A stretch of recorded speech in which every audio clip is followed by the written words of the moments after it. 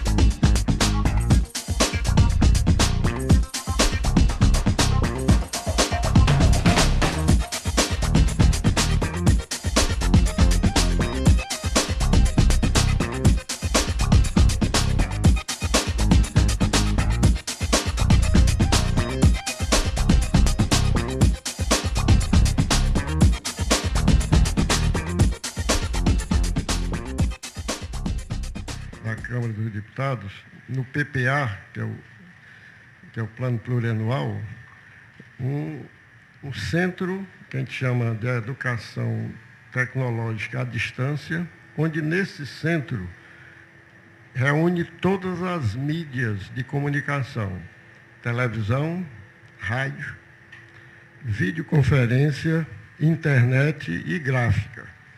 Qual a ideia? A ideia, como vocês viram no final, é você conseguir levar conhecimento, encurtar a distância do conhecimento, lá na ponta, no Ceará está fazendo esse centro, esse cinturão digital.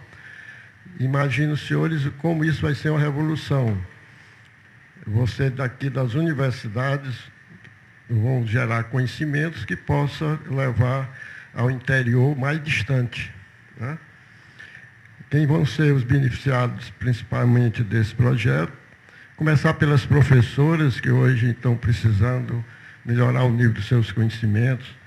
Pode ser através da própria licenciatura, curso de mestrado, especialização. Levar conhecimento de TI, de tecnologia da informação, que nós estamos precisando, né? Enfim, é você, como eu diria, esse projeto tem uma finalidade, encurtar a distância do conhecimento, porque os excluídos na área da educação são muitos. E só tem esse caminho. Muita gente critica a questão da educação à distância, mas é o único caminho que a gente vê de imediato de suprir deficiências na área da educação. Por exemplo, nós não temos, né, nós cearenses não, o Brasil não tem, em número suficiente, professores de matemática, física, química e biologia. O Brasil foi o último lugar no PISA, né, que é o Programa de Avaliação dos Estudantes. Entre 70 países, foi o último lugar em português, ciências e matemática, né? Porque falta uma base educacional, principalmente de ensino médio e ensino profissionalizante. No decorrer do debate, eu vou me aprofundar nessa questão, porque eu tenho uma tese comigo mesmo. A pesquisa e a inovação, eu diria, é fundamental para qualquer país se desenvolver, mas se tiver a base. Os países que hoje estão na ponta da cadeia do conhecimento, antes resolveram o problema da educação. A educação que aí não é a educação que nós queremos, né? E eu vou trazer números, né, que mostram a gravidade desse problema educacional do país. Né? Esses números nós obtivemos por conta desse trabalho que nós realizamos no Conselho de Altos Estudos, da capacitação tecnológica da população, e que eu vou revelar no decorrer do trabalho. Porque inicialmente só 2 minutos, né, conselheiro? Já passei dos 2 minutos. Né? Ok, muito obrigada. Pedro Jatobá, seja também muito bem-vindo e eu gostaria que você desse sua explanação. Eu gostaria de colocar aqui as minhas impressões iniciais voltadas na importância da inovação, particularmente na área de tecnologia da informação e comunicações, aplicadas a um setor estruturante vital para o desenvolvimento do país, que é o setor energético. A associação que eu presido, né, como voluntariamente, eu sou, na verdade, funcionário da Eletrobras, ela é voltada, dentre as suas atribuições, ela tem o papel da prospecção tecnológica voltada para a aplicação no setor das áreas de energia e gás. Tanto que nós temos entre nossos associados não só as empresas do setor elétrico, como a própria Petrobras. Né? E é muito interessante enxergar a importância e o mecanismo de inovação dentro de um setor produtivo. Né? A gente consegue enxergar todo o processo e consegue, inclusive, comparar as deficiências quando nós vimos como essa coisa ocorre em outros países. Né? O deputado citou aí países como a Coreia e outros que hoje são citados como exemplo, e a gente percebe que esses países chegaram exatamente nesse ponto porque tiveram uma política, uma decisão estratégica de médio e longo prazo de se capacitarem para se apropriar da inovação como um mecanismo de desenvolvimento, né?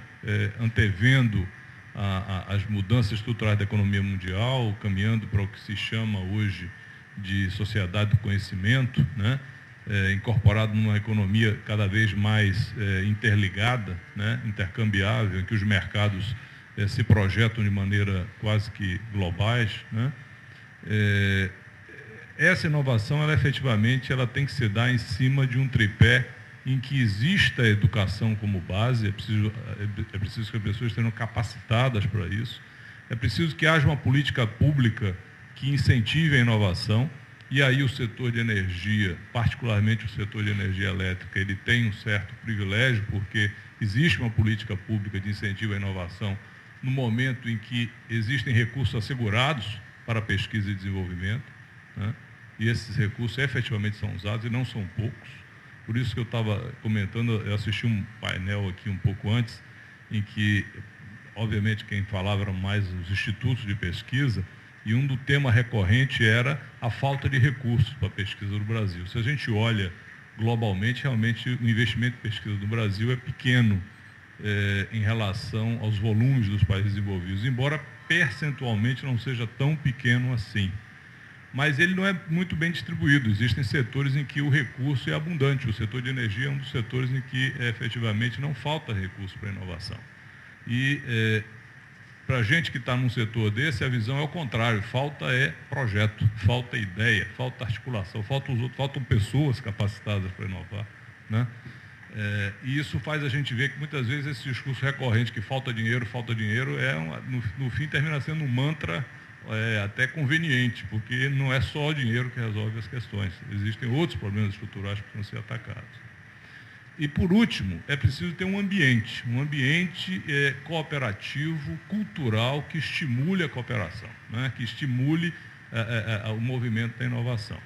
E aí eu vejo com muito bons olhos o projeto que o deputado mostrou antes, porque ele cria o mecanismo efetivamente de intercâmbio e de network entre quem precisa da inovação e efetivamente as pessoas que estão capacitadas ou